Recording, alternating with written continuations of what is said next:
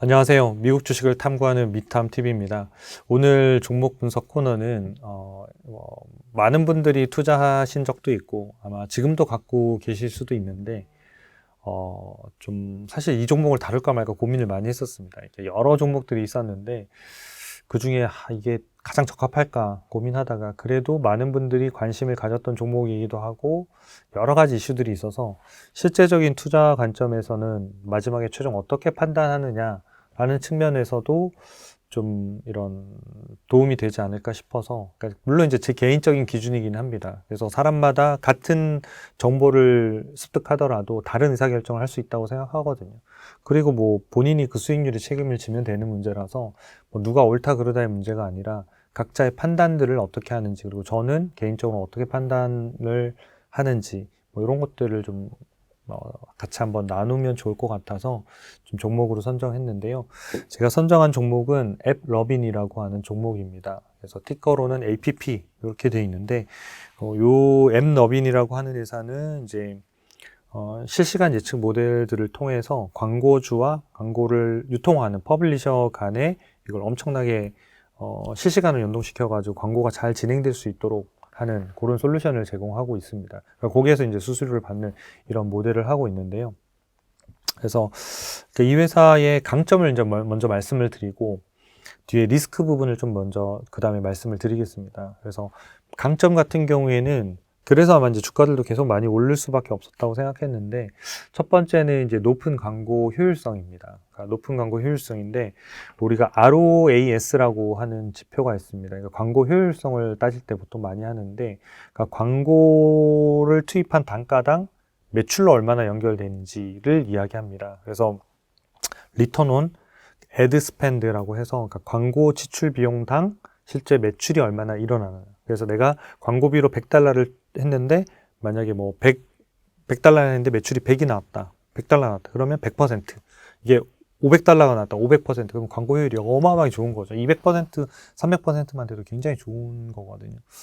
근데 요런 이제 지표가 있고 이제 ROI라고 해서 매출이 아니라 매출에는 광고는 100% 비용이지만 매출은 100% 수익이 아니잖아요. 물론 이제 소프트웨어 회사들은 조금 다를 수는 있습니다. 일반적으로 제품을 파는 회사들은 거기에서 매출 원가도 빼야 되고 뭐도 빼고 매도 하나가 팔렸을 때 실제로 받는 수익이 있잖아요. 실제로 생기는 매출에서 원가랑 판관비 뭐 이런 거 다 뺀 비용, 개당. 그러니까 그 비용하고 사실 광고 대비하고 비교해야지 맞는 거거든요.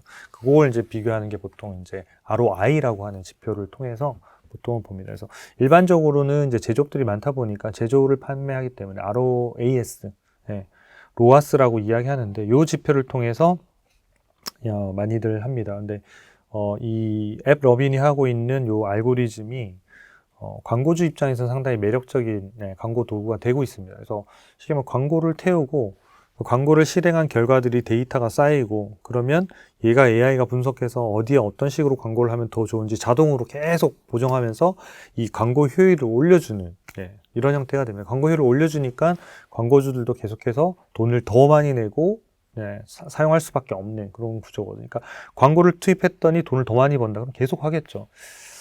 저희 회사는 거의 광고를 안 하는 편인데 가끔 이제 구글 GDN이라고 하는 광고를 해본 적이 있거든요.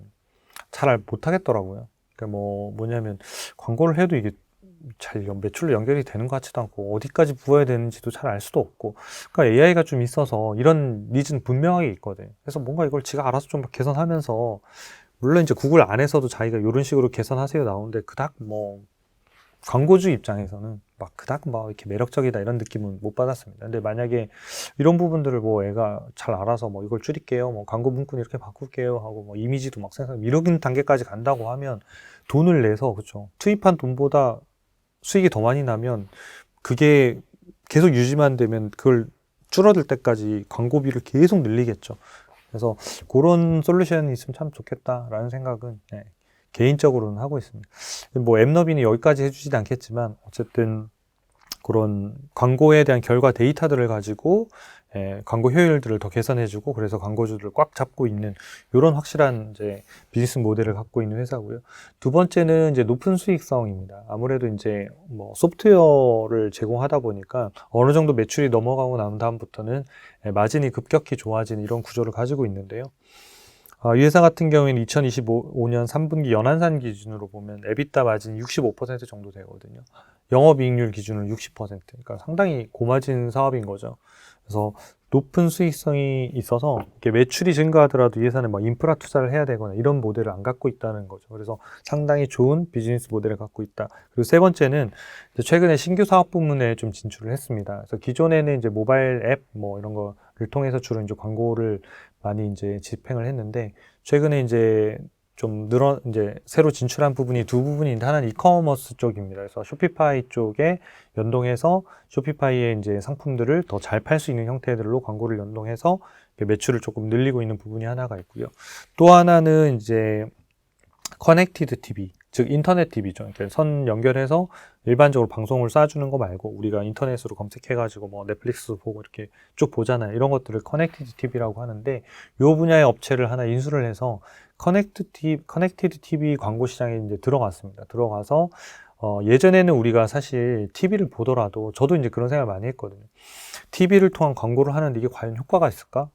그러니까 뭐 예를 들어서 우리나라에 뭐 1000만 대, 예전에 인터넷 TV가 아닐 때 1000만 대에서 뭐 광고를 틀었다고 했는데 이 사람이 보고 있는 건지 아니면 켜놓고 다른 일을 하고 있는지 알 수도 없지만 광고가 돌아가는 거거든요. 사실 그걸 통해서 뭔가를 구매했다든가 이런 거를 추적하기가 쉽지 않은데 요즘 이제 커넥티드 TV 같은 경우에는 인터넷 기반이 사실 모바일이랑 크게 다르지 않거든요. 그래서 그 안에서 뭔가를 검색하고 또 광고가 했을 때 눌러서 구매도 할 수 있고 이런 형태의 추적들을 점점 할 수 있어서 아마 새로운 도전들을 좀 하고 있는 것 같습니다. 여기 아직까지 막 매출이 엄청 있다든가 이런 건 아니지만 어쨌든 모바일에서 이커머스 통해서 지금 이제 거실에 있는 TV까지도 이게 좀 사업의 영역을 확장한다라는 측면에서는 좀 성장 동력들을 가져가고 있는 회사가 아닌가 이렇게 보여집니다.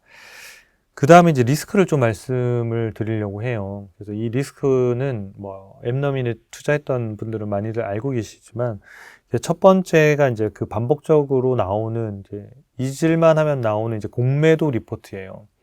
그러다 보니까 주가가 좀 많이 오르면 이런 공매도 리포트가 나와서 뭐 하루에 한 20%대 중반까지 쭉 빠지는 이런 현상들이 종종 나옵니다. 그래서 뭐 이렇게 좀 안정적으로 투자하는 분들한테는 좀 적합하지 않은 종목일 수도 있겠다. 그러니까 성장성이 있어서 좋긴 하지만 이런 부분에 대한 리포트가 계속 나온다라는 거는 어쨌든 뭔가 깔끔하게 문제가 해결이 안 된 영역들이 조금 남아있다라고 봐야 되거든요.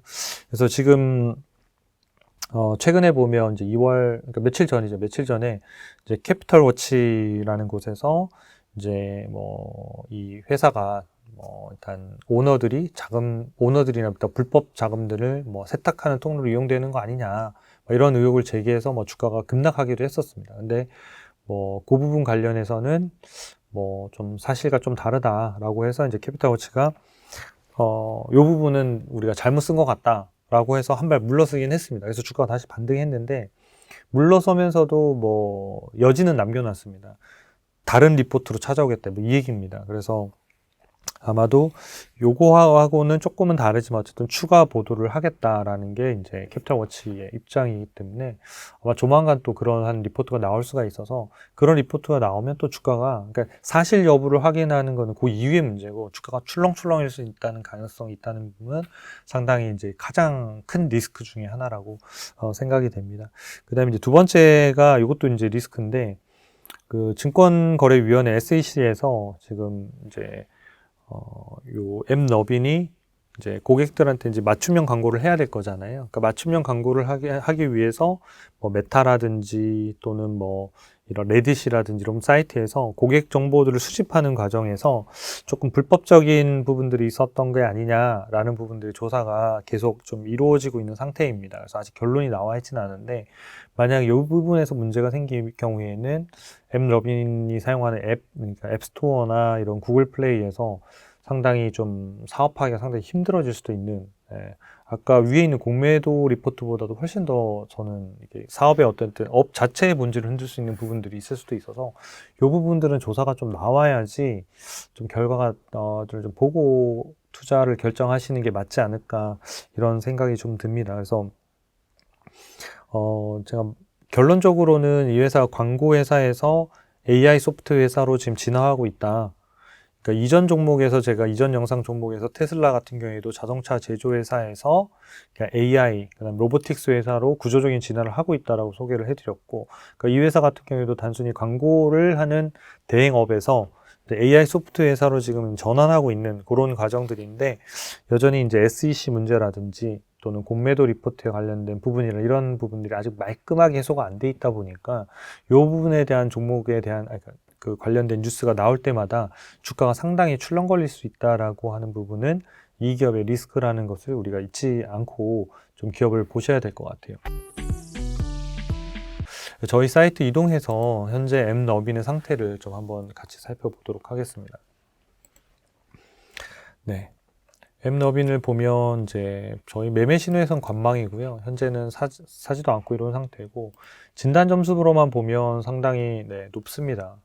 높고 재무 안정성이 50점이니까 여기는 그냥 보통 정도고, 그 외에 이제 미래 성장성이라든지 수익성, 현금 창출력 이런 것들은 다 좋은 이런 구조들을 가지고 있는 굉장히 좋은 성장주라고 볼 수 있겠죠.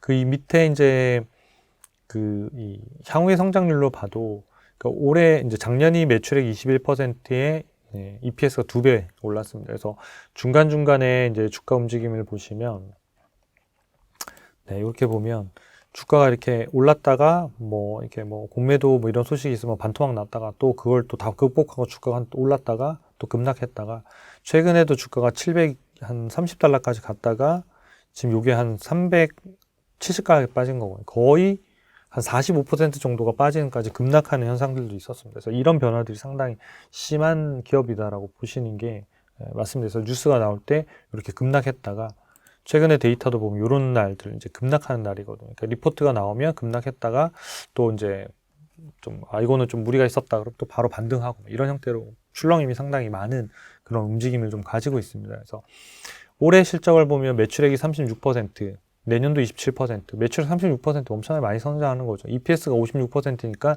성장주라는 관점에서 필터링하면 엠너빈이라는 종목이 안 나올 수가 없어요. 그러니까 항상 이제 워치해서 봐야 되는데, 그 성장성에 대한 부분 대비해서 아까 그 리스크가 충분히 감안하고도 남을 정도의 좋은 기업이냐, 이런 관점을 판단하는 게 되게 중요한 것 같아요. 그래서 제가 이 종목을, 그러니까 좋은 기업을 그냥 소개하자라는 측면에서는 제가 소개를 안 했을 것 같은데, 수치적으로는 되게 좋은데 이걸 어떻게 판단해야 될 건지 이런 관점에서 제 생각도 좀 말씀을 드리고 하면 좋을 것 같아서 이 종목을 그냥 선정해서 끝까지 말씀을 좀 드리고 있습니다.